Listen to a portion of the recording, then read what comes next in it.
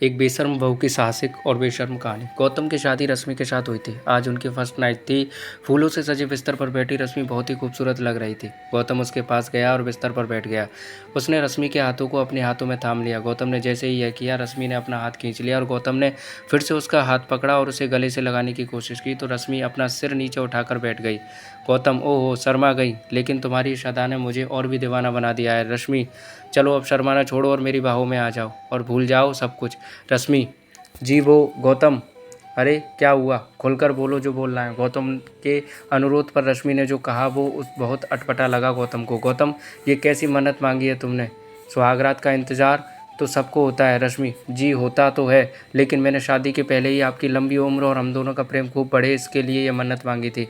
मन्नत मांगते वक्त ये कथा शादी के 1 महीने बाद ही मैं अपने पति के साथ खुलकर प्रेम करूंगी। 1 महीने तक हम रहेंगे तो इसी कमरे में, लेकिन एक दूसरे को स्पर्श नहीं करेंगे। गौतम चलो अब तुमने मन्नत मांगी है और वो मेरी लंबी उम्र और आपस के प्रेम के लिए, तो मैं तुम्हारी बात को मान रखूँगा। दोनों को शादी को 3 दिन हो गए थे। गौतम कैलेंडर में दिन ही गिन रहा था। एक सुबह जब गौतम शेविंग कर रहा था तभी दरवाजे पर दस्तक हुई। गौतम रश्मि रश्मि दूध वाला होगा, जरा दूध ले लो। रश्मि ने दरवाज़ा खोला। दरवाजे पर दूध वाला ही था। रश्मि ने दूध का बर्तन दूध वाले के आगे इस तरह रखा कि उसका हाथ दूध वाले के हाथ से सट गया। दूध वाले ने अपना हाथ हटाना चाहा तो रश्मि ने जानबूझकर उसके हाथ से अपना हाथ रगड़ना शुरू कर दिया। दूध वाला मन में, अरे मालकिन ये क्या कर रही हैं? 3 दिन पहले ही तो इनकी शादी हुई है। रश्मि क्या हुआ भैया, क्या सोचने लगे? दूध वाला कुछ नहीं मालकिन, ये कहकर वो हड़बड़ाकर वहाँ से जाने लगा तो रश्मि ने उसे देखकर अपनी एक आंख दबा दी। रश्मि की इस हरकत से उसे जोर का झटका लगा और वो पूरे रास्ते यही सोचता गया कि गौतम जी की शादी गलत लड़की से हो गई है। बताओ, 2 दिन हुए शादी को और वो पराए मर्द को न सिर्फ छू रही है बल्कि आंख भी मार रही है। छी छी, घोर कलयुग आ गया है। एक दिन जब गौतम ऑफिस गया हुआ था तो कपड़े लेने के लिए धोबी उनके घर आया। धोबी मालकिन अपने कपड़े निकाल कर रखे ना।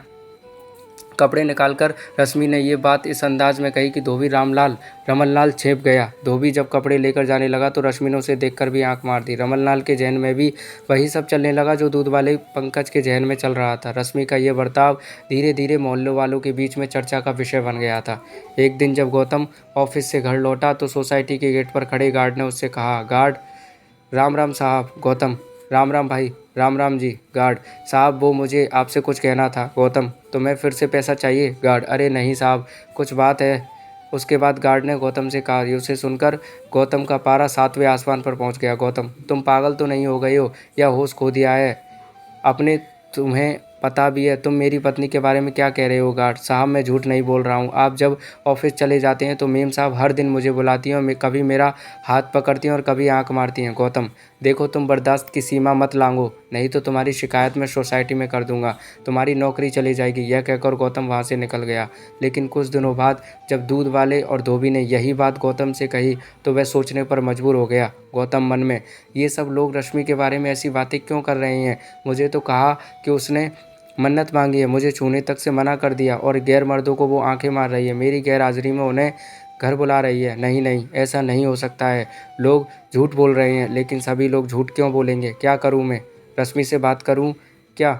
नहीं नहीं, उसे बुरा लग गया तो? गौतम रश्मि से प्यार करता था, इसलिए उसने लोगों की बातों पर कोई ध्यान नहीं दिया। लेकिन एक बात जो उसने महसूस की थी वो ये थी कि रश्मि किसी से घंटों पर फ़ोन पर बातें करती रहती थी। एक बार जब उसने उससे पूछा कि वो किससे बात कर रही थी तो उसने कहा, यहाँ पर फ़ोन पर बात करने में कोई पाबंदी है क्या? गौतम पाबंदी नहीं तो कोई पाबंदी नहीं है। रश्मि मैं अपनी दोस्त से बातें कर रही हूँ, शर्मिला नाम है उसका, हम बेस्ट फ्रेंड है, लेकिन मेरी शादी हो गई है यहाँ दिल्ली में और वो शादी करके दुबई चली गई है। अब हमारा मिलना जुलना ज़्यादा संभव तो नहीं है, इसलिए हम फ़ोन पर ही बातें करते हैं। आपको यकीन नहीं हो रहा तो ये लीजिए फ़ोन और मेरी दोस्त से बात करिए। ये कहकर रश्मि ने मोबाइल गौतम की ओर बढ़ा दिया। गौतम ने अपना सिर झुकाकर रश्मि की बात मान ली। वो मन ही मन बहुत दुखी भी हुआ कि उसने अपनी पत्नी पर शक किया। गौतम क्या हो गया है मुझे? मैं अपनी पत्नी पर शक कर रहा हूँ, उस पत्नी पर जिस बेचारी ने मेरी लंबी उम्र के लिए मन्नत मांगी है। मैं बहुत ही बुरा आदमी हूँ यार, बहुत बुरा। वो बेचारी अपना सब कुछ छोड़कर मेरे पास आई और मैं उसके साथ ऐसा बर्ताव कर रहा हूँ, शक कर रहा हूँ उस पर।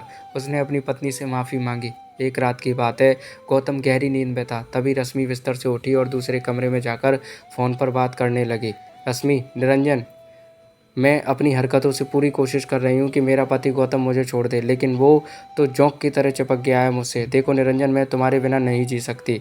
कोई उपाय करो या मुझे इस नर्क से निकालो। मुझे नहीं रहना है गौतम के साथ, एक दिन भी नहीं, एक पल भी नहीं। रश्मि को ये बात पता नहीं थी कि उस दिन उसकी सारी बातें गौतम ने सुन ली हैं। जब वो अपनी बात खत्म करके बिस्तर पर पहुंची तो गौतम जगा हुआ था। रश्मि, अरे आप सोई नहीं?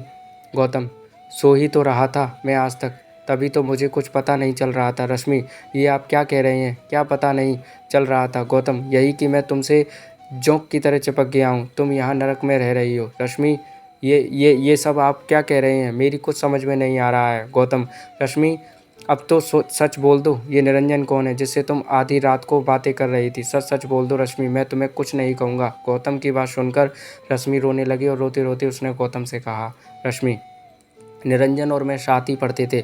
हम दोनों एक दूसरे से बहुत प्यार करते थे और शादी भी करना चाहते थे। लेकिन गौतम, लेकिन क्या? रश्मि, मैंने ये बात अपने पेरेंट्स को बताई तो वो उखड़ गए और बिरादरी के बाहर शादी करने से साफ साफ मना कर दिया। रश्मि और निरंजन के प्रेम के बारे में जानकर रश्मि को उसके माँ बाप ने घर में ही नज़रबंद कर दिया और अपनी बिरादरी में लड़का देखने लगे। फिर ज़बरदस्ती उसकी शादी गौतम से करा दी गई। रश्मि, शादी के बाद सुहागरात को मैंने तुमसे झूठ बोला था कि मैंने कोई मन्नत मांगी है। मैं चाहती थी कि तुम मुझसे दूर रहो। यही नहीं, मैं ये भी चाहती थी कि तुम मुझे घर से निकाल दो। इसलिए मैं दूध वाले, धोबी और वॉचमैन के साथ वैसी हरकतें करने लगी। गौतम, रश्मि, तुम्हें मुझे पहले ही ये सच्चाई बता देनी चाहिए थी। रश्मि, मैं चाहती थी बताना, लेकिन तुम मुझे इतना प्यार करते हो कि मेरी हिम्मत नहीं हुई तुमसे कुछ कहने की। गौतम, रश्मि, फिक्र मत करो, मैं निरंजन से तुम्हारी शादी कराऊंगा। रश्मि, तो ये यही चाहती थी। लेकिन अगले दिन रश्मि के साथ एक ऐसा हादसा हुआ जिससे सब कुछ बदल गया। उस दिन रश्मि निरंजन को फ़ोन करके यह खुशखबरी दे रही थी, तभी उसके घर का झूमर खुलकर उसके सिर पर उसके ऊपर गिर गया। रश्मि लहूलुहान हो गई। जब गौतम ने रश्मि की यह हालत देखी तो तुरंत उसे अस्पताल ले पहुंचा। डॉक्टर, आपकी पत्नी का खून बहुत बह गया है, इन्हें आईसीयू में एडमिट करना होगा। खून बहुत ज़्यादा बह गया था, इसलिए डॉक्टरों को उसे ब्लड चढ़ाना पड़ा। ब्लड गौतम ने ही दिया था। पूरे 1 महीने तक रश्मि अस्पताल में रही। इसी बीच गौतम ने एक बच्चे की तरह उसका ध्यान रखा, उसे टाइम पर दवा देना, खिलाना पिलाना, जब तक वह सो नहीं जाती उसके सिरहाने बैठे रहना। 1 महीने बाद जब वह पूरी तरह ठीक होकर घर आ गई तो गौतम बोला, गौतम, रश्मि, तुम अब पूरी तरह से ठीक हो गई हो, लेकिन तुम थोड़े दिन और आराम कर लो। उसके बाद तुम्हें जब भी निरंजन के पास जाना होगा प्लीज़ मुझे बोल देना, मैं तुम्हें छोड़ दूंगा। गौतम की बातों को सुनकर रश्मि की आंखें भर आईं। रश्मि, गौतम, तुम मुझे छोड़ दोगे किसी गैर मर्द के पास? गौतम, गैर? निरंजन से तो तुम प्यार करती हो ना? रश्मि, प्यार करती थी, वह मेरा पास्ट है और तुम मेरा फ्यूचर। 7 फेरे लिए हैं मैंने तुम्हारे साथ। मैं मानती हूँ कि मुझसे गलती हुई है, लेकिन मैं दावे के साथ कह सकती हूँ कि तुमसे ज़्यादा प्यार मुझे कोई नहीं कर सकता। Gautam, I love you, I love you Gautam, I really love you. मेरी गलती के लिए मुझे माफ़ कर दो और मेरे गले लग जाओ। गौतम रश्मि से बहुत प्यार करता था। जो प्यार करते हैं वो दूसरों की गलती को दिल से नहीं लगाते, बल्कि माफ़ कर देते हैं। गौतम ने रश्मि को माफ़ कर दिया और दोनों ने नए सिरे से अपना जीवन जीना शुरू कर दिया। दोस्तों, कहानी थोड़ी बड़ी ज़रूर है, लेकिन आपको कैसी लगी कमेंट करके ज़रूर बताइएगा, और अच्छी लगी तो लाइक और शेयर ज़रूर कीजिएगा और चैनल को सब्सक्राइब कर लीजिएगा अगर चैनल पर नए हैं। धन्यवाद दोस्तों।